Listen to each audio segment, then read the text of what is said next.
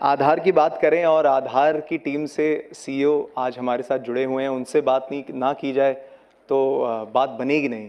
तो चलिए मैं रिक्वेस्ट करूंगा हमारे यूआईडीआई के सीईओ श्री सौरभ गर्ग जी से टू एड्रेस द ऑडियंस।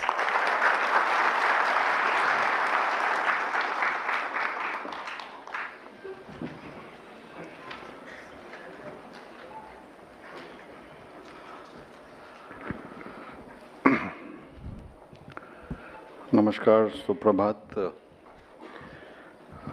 मेरे मित्र संजय राकेश जी, एमडी सीएससी गव, यूआईडीआई से शैलेंद्र सिंह, संजय सोहनी और मेरे अन्य सहकर्मी जो आपके साथ नेक्स्ट 2-3 घंटे में आपके साथ बात करेंगे, आपके प्रश्नों का उत्तर देंगे, आपकी समस्या समझेंगे, आपको हमारी सोच भी समझाएंगे। और मुझे मालूम पड़ा कि विभिन्न राज्यों से, विभिन्न प्रांतों से सब आप लोग आए हुए हैं। आप सबका वेलकम मैं करता हूं कि ये मैं पूछ ही रहा था संजय राकेश से कि इस तरह की कभी हमने वर्कशॉप की है कि केवल आधार के मुद्दों पर डिस्कशन, चर्चा करना सब ऑपरेटर्स के साथ, आपके फील्ड के सहकर्मियों के साथ, और उन्होंने बोला कि शायद से पहली बार हो रही है इस तरह की वर्कशॉप। आपकी जो कार्य करते हैं उसके बारे में तो डिटेल में होती रहती हैं आपकी कार्यशाला। तो मुझे बहुत खुशी लग रहा है कि इस तरह की वर्कशॉप आज की जा रही है और निश्चय फ्यूचर में भी स्टेट लेवल पे या नेशनल लेवल पे इस तरह की भागीदारी के साथ हम आगे बढ़ते हुए निश्चय और अच्छा काम करेंगे, आप भी और हम भी आपके साथ। जैसे संजय जी ने बोला, सीएससी जो कॉमन सिटीज़न या सिटीज़न सर्विस सेंटर्स है, कॉमन सर्विस सेंटर्स हैं, ये अब शायद उस स्तर तक पहुंच गए हैं कि शायद हर पंचायत में ही नहीं, हर गांव तक पहुंच गए हैं। और जो हम डिजिटल इंडिया की जब बात करते हैं तो शायद उसकी बुनियाद ये सीएससीज ही हैं कि इन्हीं के कारण जो हम बोलते हैं कि भारत इतने आगे जा पाया है डिजिटाइजेशन में, इतना अच्छा काम कर पा रहा है कि लोगों तक डिलीवरी ऑफ सर्विसेज हो पा रही है।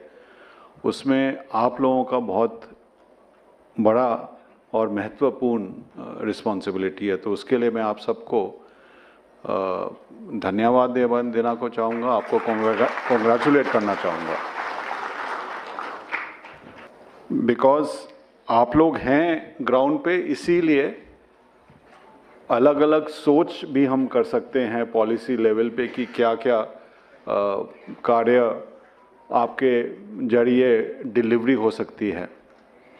इनफैक्ट आपको खुशी होगी कि डिजिटल इंडिया का एक जो लक्ष्य है कि जो भी सरकारी सेवा डिजिटल माध्यम से दी जा सकती है उसे डिफ़ॉल्ट मोड में वो देना चाहिए।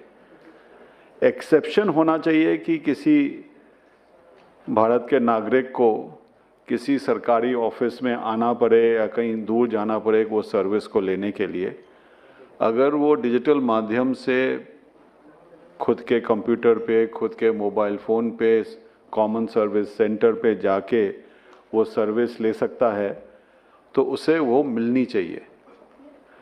और ये आश्वासन जो सरकार दे पाती है, वो आश्वासन आप लोगों का जो सर्विस सेंटर्स हैं उसकी वजह से, जो कनेक्टिविटी इम्प्रूव हुई है उसकी वजह से, जो मोबाइल का पेनिट्रेशन हुआ है उसकी वजह से हम ये दे पा रहे हैं।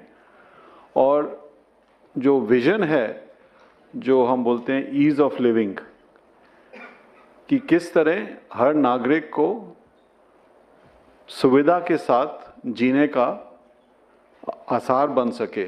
ईज़ ऑफ लिविंग जो विज़न है, उस ईज़ ऑफ लिविंग का विज़न बहुत महत्वपूर्ण पार्ट सीएससी है, आधार है और डिजिटल इंडिया के जो विभिन्न प्रकार के कार्यक्रम हैं, यूपीआई पेमेंट है, ई साइन है, उमंग है, डिजी लॉकर है, इस तरह के बहुत सारे जो एप्लीकेशंस हम इंडिया स्टैक जो बोलते हैं, वो इंडिया स्टैक आप लोग ही ज़मीन तक सब लोगों तक पहुंचाते हैं और माध्यम के संग भी। अगर हम आधार की बात करें, पिछले 10 सालों में हम अब उस स्तर पे पहुंच गए हैं कि जो भी भारत में नागरिक है उसके साथ हम दावा करके बोल सकते हैं कि अगर वो 18 साल से ज़्यादा उम्र का है, अडल्ट है, तो उसके बाद निश्चय आधार है।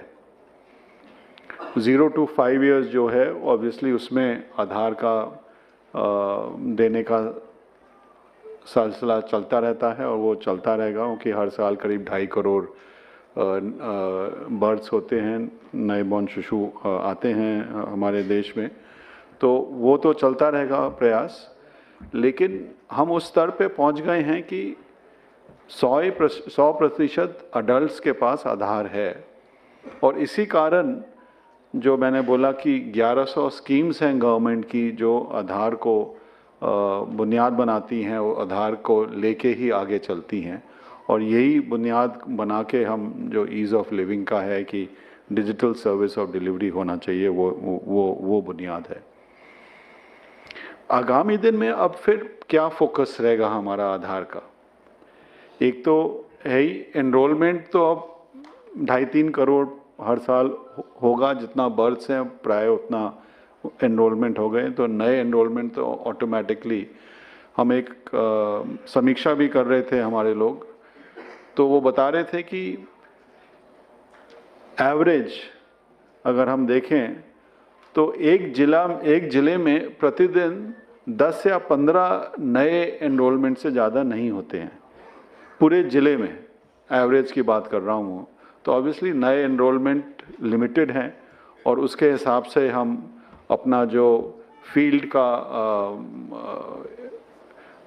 जो नेटवर्क है उसी हिसाब से हम भी उसको चिंता कर रहे हैं कि कैसे रैशनलाइज कर पाएँ। लोगों का फोकस अब है अपडेट्स पर, अपडेट एड्रेस का अपडेट है, मोबाइल का अपडेट है, कभी कभी थोड़ा बहुत नाम में चेंज होता है, बट मेजर अपडेट्स होते हैं तो एड्रेस और मोबाइल के ही अपडेट होते हैं। मोबाइल का अपडेट थोड़ा ज़्यादा सेंसिटिव है बिकॉज उस पर आप OTP से फिर ऑथेंटिकेशन भी कर सकते हैं, तो अगर कोई गलत मोबाइल उस पर गलती से हो गया तो उसका इम्प्लिकेशंस ज़्यादा हैं। एड्रेस अपडेट के भी इम्प्लिकेशंस हैं, बट तब भी एड्रेस अपडेट में चेंजेस करना अगर कोई डॉक्यूमेंट है तो उसके हिसाब से किया जा सकता है। मोबाइल अपडेट तो केवल बायोमेट्रिक के साथ हुआ जाता है, तो उसका भी हम आरक्षण कर रहे हैं, चिंता कर रहे हैं, कैसे स्टडी कर रहे हैं, एनालिसिस कर रहे हैं कि क्या क्या इम्प्रूवमेंट्स कर रहे हैं और वो शायद आपको आज डिस्कशन भी होगा।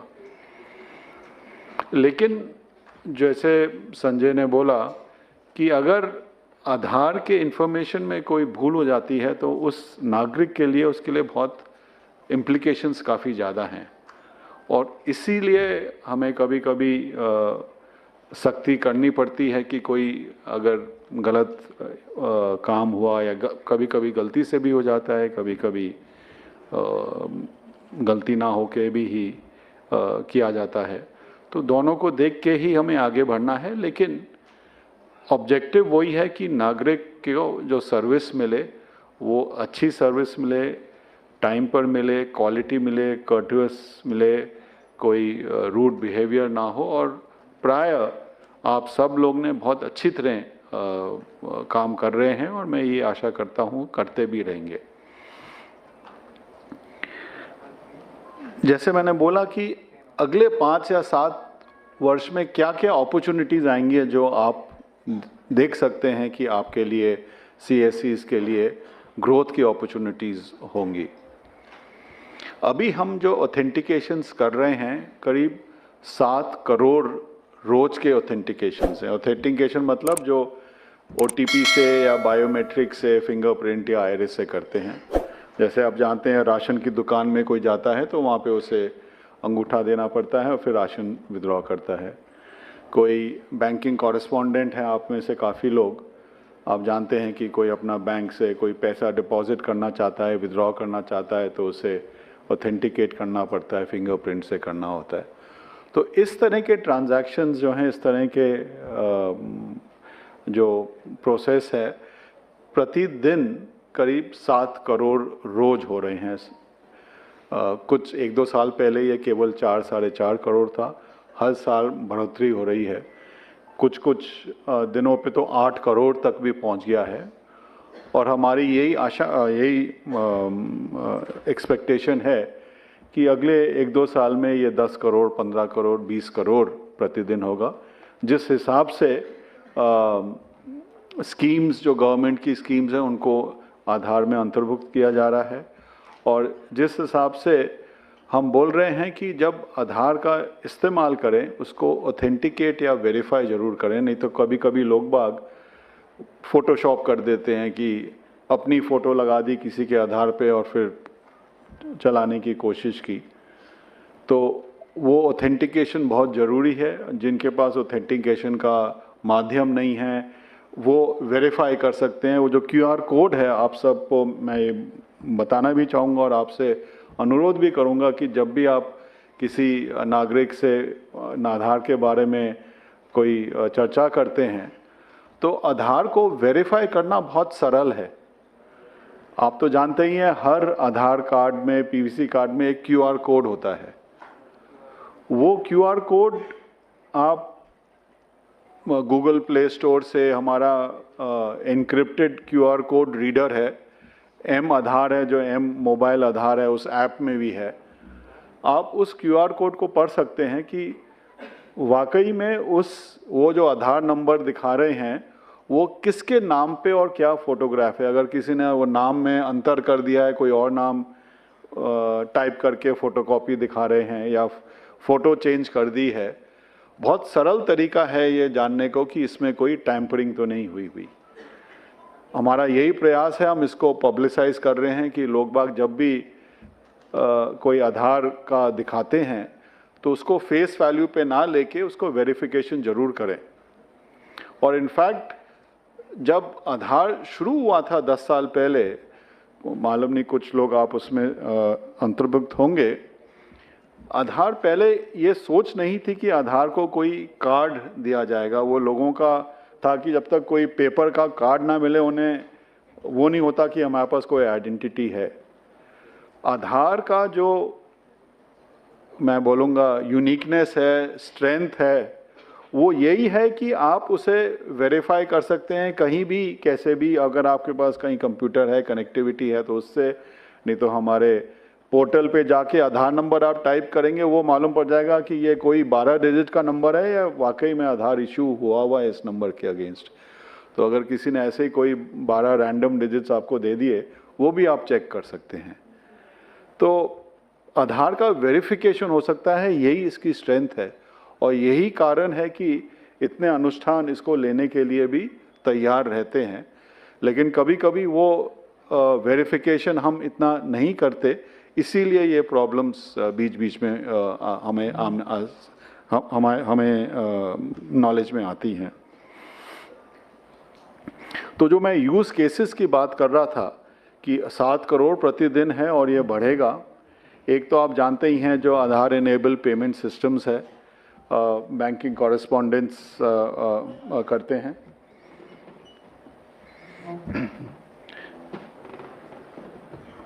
अमित अग्रवाल जी का वेलकम, एडिशनल सेक्रेटरी।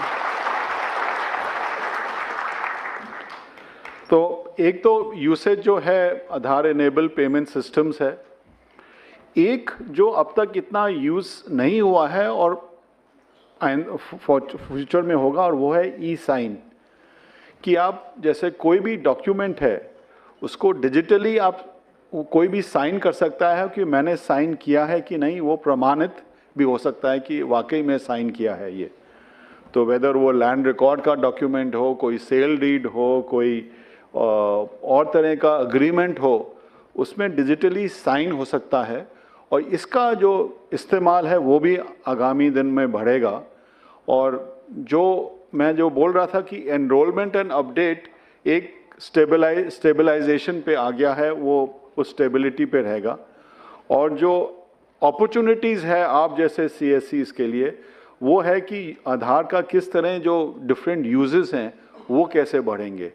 मैंने एक बोला जो 1100 स्कीम्स हैं, डिजिटल इंडिया का जो विजन है कि डिलीवरी ऑफ सर्विसेज डिजिटल माध्यम से हो, उसमें बढ़ेगा।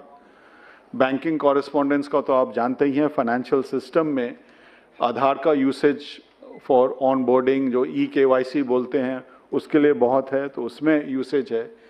साइन है जिसका अभी इतना प्रचलन नहीं हुआ है, वो है। और इस तरह के यूज़ केसेस डिफरेंट सेक्टर्स में वो निरीक्षण कर रहे हैं, एनालिसिस कर रहे हैं कि क्या क्या कर सकते हैं कि जहाँ पर भी कोई वेरिफिकेशन दरकार चाहिए, इससे कोई सिस्टम सरल सिस्टम नहीं है, तो द ग्रोथ विल कंटिन्यू। कभी कभी कुछ लोगों को लगता है कि कुछ सर्विसेज उनसे बंद की जा रही हैं तो उनका ग्रोथ नहीं रहेगा। मैं यही बताना चाह रहा हूँ कि हो सकता है कुछ सर्विसेज का रिडक्शन हो, उसमें और सर्विसेज का ग्रोथ भी होगा। तो मैं यही फिर से आप सबको धन्यवाद देना चाहूँगा कि आप में से जो यहाँ पे आए हैं, आप लोग काफ़ी उनमें से चुने हुए हैं, जो गुड ऑपरेटर्स हैं वो आए हैं from various parts of the country. और आज जो पूरे दिन की वर्कशॉप है, आप निश्चय जो भी आपके मन में कोई डाउट्स हैं, आशंका है या आपके सजेशंस भी हैं कि क्या हम कर सकते हैं, तो आप आधार एनरोलमेंट में इन्वॉल्व हैं, अपडेट में इन्वॉल्व हैं, बैंकिंग कॉरेस्पॉन्डेंस हैं, यूसेज में इन्वॉल्व हैं, आपके अगर कोई सुझाव हैं वो निश्चय दीजिएगा। उसी से सिस्टम हमारा अब तक 10 साल से इम्प्रूव करता रह रहा है। और हमारी यही आशा है कि हाउ आधार कैन बी, जो आपने बोला Aadhaar should be the foundation, Aadhaar is the आधारशिला for the ease of living of residents, यही हमारा विजन है। और इस विजन में हम भागीदारी के साथ आप जैसे संस्था CSCs हैं और बैंक्स हैं, औरों के साथ स्टेट रजिस्ट्रार्स हैं, स्टेट गवर्नमेंट्स हैं, उनके साथ काम करते आ रहे हैं और यही आशा है कि करते रहेंगे। बहुत बहुत धन्यवाद आप सबका यहाँ आने के लिए।